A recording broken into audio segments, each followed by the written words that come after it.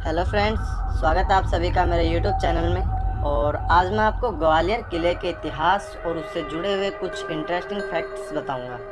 तो अगर अभी तक आपने सबसे पहले मेरे यूट्यूब चैनल सब्सक्राइब नहीं किया तो प्लीज़ वीडियो के नीचे चल रहे सब्सक्राइब बटन पर क्लिक कीजिए और मेरे यूट्यूब चैनल को सब्सक्राइब कीजिए ताकि मेरे आने वाली सभी वीडियोज़ आपको मिलती रहे। तो चलिए स्टार्ट करते हैं ग्वालियर किले का इतिहास। ग्वालियर किला मध्य भारत के मध्य प्रदेश में ग्वालियर के पास स्थित है। किला एक सुरक्षित बनावट के साथ दो भागों में बटा हुआ है। एक भाग गुजरी महल और दूसरा है मन मंदिर। इसे 8वीं शताब्दी में राजा मान सिंह तोमर ने बनवाया था।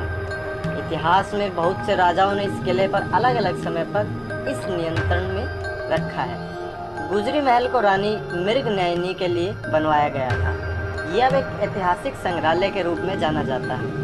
शून्य से जुड़े हुए सबसे पुराने दस्तावेज इसी किले के ऊपर की ओर जाने वाले एक रास्ते पर एक मंदिर में मिले थे। ये तकरीबन 1500 साल पुराने थे। ग्वालियर किले को बनने में कितना वक्त लगा इसके कोई पुख्ता साक्ष्य नहीं है, पर स्थानीय निवासियों के अनुसार इसे राजा सूरज सेन ने 8वीं शताब्दी में बनवाया था। उन्होंने इसे ग्वालिपा नाम के साधु के नाम पर धन्यवाद के रूप में बनवाया था। कहा जाता है कि साधु ने उन्हें एक तालाब का पवित्र जल पिलाकर कुष्ठ रोग से निजात दिलाई थी। साधु ने उन्हें पाल की उपाधि से नवाजा था और आशीर्वाद दिया था। जब तक वे इस उपाधि को अपने नाम के साथ लगाएंगे तब तक ये किला उनके परिवार के नियंत्रण में रहेगा। सूरज सेन पाल के 83 उत्तराधिकारियों के पास इस किले का नियंत्रण रहा, पर 84वें वंशज के कारण इस किले को हार गए। ऐतिहासिक दस्तावेज और साक्ष्यों के अनुसार ये किला 10वीं शताब्दी में तो जरूर था, परंतु उससे पहले इसके अस्तित्व में होने के साक्ष्य नहीं है। परंतु किले के परिसर में बने नक्काशियों और ढांचों से इसके 6वीं शताब्दी में भी अस्तित्व होने का इशारा मिलता है। इसका कारण यह है कि ग्वालियर के किले में मिले कुछ दस्तावेजों में हुना वंश के राजा मिहिरा कुला के द्वारा सूर्य मंदिर बनाए जाने का उल्लेख है। गुर्जरा प्रति हरासिन ने 9वीं शताब्दी में किले के अंदर तेली का मंदिर का निर्माण करवाया था। चंदेला वंश के दीवान कछापग के पास 10वीं शताब्दी में इस किले का नियंत्रण था। 11वीं शताब्दी से ही मुस्लिम राजाओं ने किले पर हमला किया। महमूद गजनी ने 4 दिन के लिए किले को अपने कब्जे में ले लिया और 35 हाथियों के बदले किले को वापस किया। ऐसा तबकती अखबरी में उल्लेख है। घुरीद वजीर कुतुब अल दिन ऐबक, जो कि बाद में दिल्ली सल्तनत का भी राजा बना, उसने लंबी लड़ाई के बाद इस किले को जीत लिया था। उसके बाद उसने फिर दिल्ली और दिल्ली के बाद फिर वहाँ से दिल्ली से उसने ये किला हारा, पर 1232 में इल्तुतमिश ने दोबारा इस पर कब्जा कर लिया। 1398 में यह किला तोमर राजपूत वंश के नियंत्रण में चला गया। तोमर राजा मानसिंह ने किले में अंदर खूबसूरत निर्माण करवाए। दिल्ली के सुल्तान सिकंदर लोदी ने 1505 में किले पर कब्जा करने की नीयत से हमला किया, पर वो सफल नहीं हो पाया। 1516 में सिकंदर लोदी के बेटे इब्राहिम लोदी ने दोबारा हमला किया। इस लड़ाई में मानसिंह तोमर अपनी जान गंवा बैठे और तोमर वंश ने 1 साल के संघर्ष के बाद हथियार डाल दिए। 10 सालों के बाद मुगल बादशाह बाबर ने दिल्ली सल्तनत से ये किला हथिया लिया, पर 1542 में मुगलों को शेरशाह सूरी से ये किला हारना पड़ा। 1558 में बाबर के पोते अकबर के पास वापस से किले को फतेह करने का मौका आया और अकबर ने अपने राजनीतिक कैदियों के लिए इस किले को एक कारागार में बदल दिया।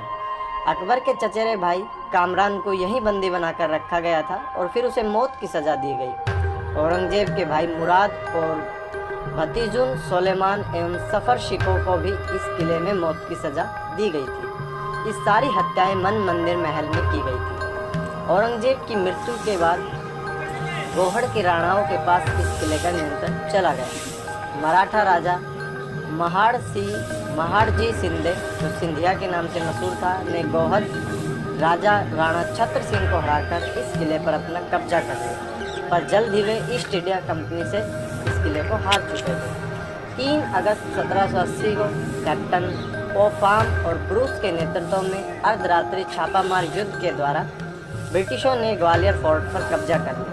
1780 में गवर्नर वारेन हास्टिंग्स ने गोहड़ राणा को किले के अधिकार वापस दिलाए और 4 साल बाद मराठाओं ने फिर से किले पर कब्जा कर लिया। इस बार अंग्रेजों ने कोई हस्तक्षेप नहीं किया क्योंकि गौहर राणा से उन्हें धोखा मिला था। दूसरे मराठा अंग्रेज युद्ध में दौलतराव सिंधिया इस किले को फिर हार गए।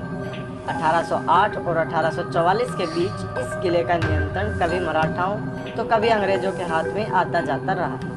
महाराजपुर के युद्ध के बाद जनवरी 1844 में यह किला अंग्रेजों ने मराठा सिंधिया वंश को अपने दीवान नियुक्त करके दे दिया।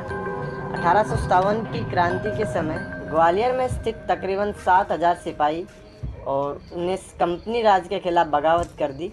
इस वक्त भी वत्सल राजा जियाजी सिंधिया ने अंग्रेजों के प्रति अपनी निष्ठा बरकरार रखी। 1858 में अंग्रेजों ने इस किले पर फिर से कब्जा कर लिया और अंग्रेजों ने जियाजी को कुछ रियासतें दी पर किले का कब्जा अपने पास ही रखा। 1886 में अंग्रेजों ने पूरे भारत पर नियंत्रण कर लिया और उसके लिए इस किले का कोई खास महत्व नहीं रह गया था, इसलिए उन्होंने इसे सिंधिया घराने को दे दिया। सिंधिया घराने ने भारत के आज़ाद होने तक 1947 तक इस किले पर राज किया और बहुत से निर्माण किए जिसमें जय विलास महल भी शामिल है।